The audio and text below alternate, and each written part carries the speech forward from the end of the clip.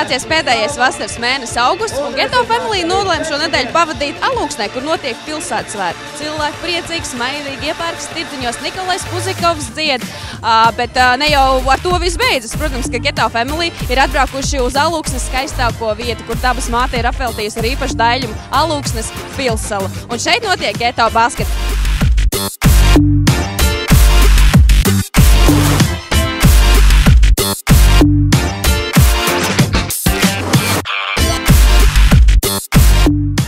Mums šodien notiek Latvijas spēcīgākās pilsētas Alūksnes posms. Šodien šeit uz melnā Alūksnes asfalta un zem spožās Alūksnes saules alūksniešiem tiešām veicās ļoti labi. Pirmās stundas laikā 54 tonnas, ja viņi tāpat turpinās.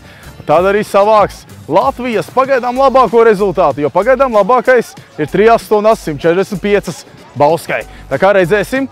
Labākais, protams, mums šodien ir ļoti spēcīgi rezultāti. Meitenes mums savāca pat 150 reizes viena meitene, kas ir Latvijas labākais rezultāts meitenēm. Tā kā alūksnieši viennozīmīgi ir spēcīgi un viņi var konkurēt ar visu pārējo Latviju.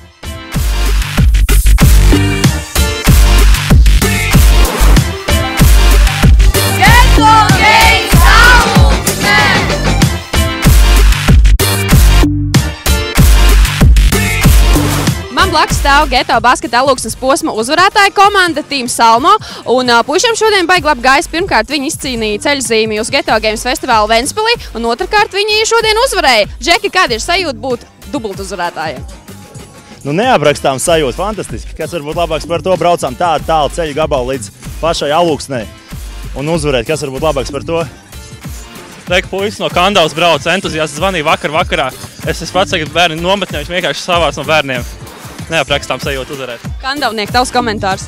Nu, fantastisks sajūta, protams. 6 no rīta cēlāmies, es cēlos Rozenbergs bišķi vēlāk zemturs, bet viss kārtībā, forši. Vinējām pirmo vietu šeit. Lieliski, uz Ventspili braucam Geto festivālu.